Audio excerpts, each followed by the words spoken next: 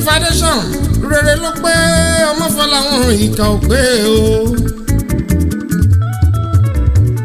ẹni ṣèrànlọ́wọ́ fọmọlá kejì o àrẹ̀sọ̀gbà lọ́dọ̀ ọba ìlàyé. ẹni ṣèrànlọ́wọ́ fọmọlá kejì o àrẹ̀sọ̀gbà lọ́dọ̀ ọba ìlàyé. KGN Foundation àwọn ṣoore o wọ́n ṣoore fọmọ kékeré wọ́n ṣe fàgbà wọ́n ṣe fọkùnrin o wọ́n ṣe fóbìnrin. a lè pe wọn ọmọ Fọláhàn mi aṣoore má gbàrí ìbàṣà ni wọ́n. Káyọ̀dé àmọ́ jìnnà Gaji of Atlanta máa ṣe bó ṣe ń ṣe o máa ṣe bó ṣe ń ṣe má máa yí wá ẹ padà bó bá jẹ́ bí wọ́n ṣe ń ṣe láwọn ẹ̀ lò mìíràn. Alájà Ìṣọ̀lá Rámọ́tàlá Ìmútúnráyọ̀. Ẹ̀yin ni ààrẹ KGN Foundation Ìfẹ́lódùn ní ìlú Ìbàràgún bíbáyìí. Àtúndẹ̀ stage parí pé iná yìí kò ṣe dáadáa a tún bẹ̀rẹ̀ lórí sólà. Orí àkátórí street tí kò tíì ní sólà nílùú Ìbàràgún bíbáyìí. So inú ẹ̀ náà lélẹ̀ tá a tún pín lẹ́yìn.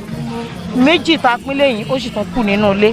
Àwọn irin bíi 4 náà ló tún kù fáwọn ìdílé tó kù tá a fẹ́ fún. Torí pé ó jẹ́ ọmọ rere, ó jẹ́ olùfọkànsìn, ó jẹ́ ẹni tó nífẹ̀ẹ́ Ọlọ́run, ó jẹ́ ẹni tó nífẹ̀ẹ́ ènìyàn, ó jẹ́ ẹni tó nífẹ̀ẹ́ ọmọ aláìní baba, ó jẹ́ ẹni tó nífẹ̀ẹ́ opó, ó jẹ́ ẹni tó nífẹ̀ẹ́ nǹkan tó ó jẹ́ tọlọ́run, so ó jẹ́ ẹni tó ní ọkàn dáradára sí ohun gbogbo. Ìgbà tó ń ṣe fún ìyá ẹ̀ ọmọ rere alálùbáríkà ọkùnrin obìnrin Ọlọ́run á yọ̀ǹda fún ọmọ àṣerú ẹ̀ fóun náà àmọ́ kó gbà pé ìlú tí ìyá ẹ̀ wà ìlú ọlá ìlú ọlà ìlú tó máa yá tó máa rà tó máa kọ́lé mọ́lé tó máa ra lẹ̀ mọ́lẹ̀. àwọn ọ̀rọ̀ ẹ̀rí tí mo gbọ́ nípa ẹni tí kò mọ̀ rí tó ń ṣe láàánú ẹni tí kò rí tó ń ra wheelchair fún mo dẹ̀ gbàdúrà fún lórúkọ Jésù ilé àtọ̀nà ò ní bàjẹ́ àwọn ohun tóun náà ń béèrè lọ́wọ́ Ọlọ́run ní ìrọ̀rùn kọ́dún tó parí Ọlọ́run máa ṣe ní ìrọ̀rùn fún nílùú tó wà yẹn lórúkọ Jésù ilẹ̀ ìbùkún ló máa jẹ́ fún.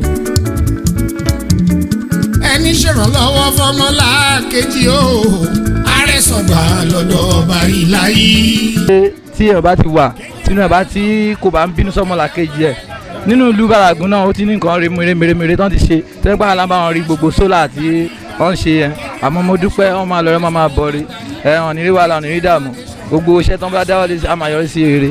aláṣẹ olùdarí KGN Ìfẹ́lódùn Foundation wọ́n jẹ́ ènìyàn tó dáa èèyàn tó fẹ́ lọ síwájú fún ọmọdé àti àgbà wọ́n dẹ̀ ran ará àdúgbò àti aráàlú àtolóyè àtọkùnrin àtobìnrin ràn wọ́n ní ọwọ́ kí Ọlọ́run ọlọ́jọ́ òní kó bá wa ràn wọ́n lọ́wọ́ kó bá wọn gbé wọn ga. mo dúpẹ́ lọ́wọ́ Ọlọ́run pé lásìkò tí mo join KGN Foundation yìí KGN sọ ìmọ́lẹ̀ sínú ayé mi mo dẹ̀ dúpẹ́ lọ́wọ́ Ọlọ́run pé ìmọ́lẹ̀ KGN Foundation lágbára Ọlọ́run kò ní wó kùkùn. ń try ti pẹ́ lórí program ẹ̀ tó ti ń ṣe káàkiri so wá wò pé ibi tóun kọ́lé sí tán mi òun gbé náà pé káwọn launch ẹ̀ níbẹ̀ so òun ló fà everybody fi wà ń bí lẹ́nu so most àwọn tó wá síbí náà lẹ́nu àwọn mosque tó wà nílùú àwọn mọ́ṣáláṣí gbogbo náà ti gba zola ìfà central mosque tún lè gan òun ló kùn nígbà gan òun lórí innovate ẹ̀ so ó jẹ́ èèyàn everybody fẹ́ láti rí gan tó ń béèrè pé irú èèyàn wo lélẹ̀ in fact àwọn pastor kan ṣẹ̀ wá bí lánàá wọ́n á béèrè fún solar but thank God wọ́n ti gbà á lẹ́nu so ó jẹ́ èèyàn ó jálàánú gan ó rẹ̀ jọmọ olúàbí gan tó ní respect. iná tí KGN bá ti rà èmi ni electrician tí mo máa ń fix everything even though ṣe tó máa fẹ́ ṣe wáyárìn ilé èmi náà ni mo máa ń ṣe so inú mi dùn sí nǹkan tó ń ṣe lẹ́yìn lágbára Ọlọ́run Olúwa máa bá ràn ọ̀gá wa lọ́wọ́ ìròyìn ayọ̀ la máa gbọ́ pẹ̀lú ọ.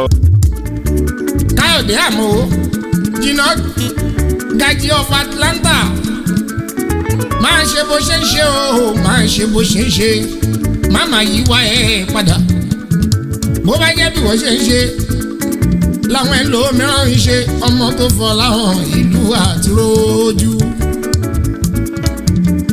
ẹni ṣèrànlọ́wọ́ fọmọlá kejì o àrẹ̀sọ̀gbà lọ́dọ̀ ọba ìlàyé.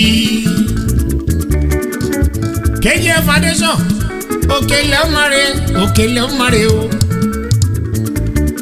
ẹ̀yin ni aṣọre má.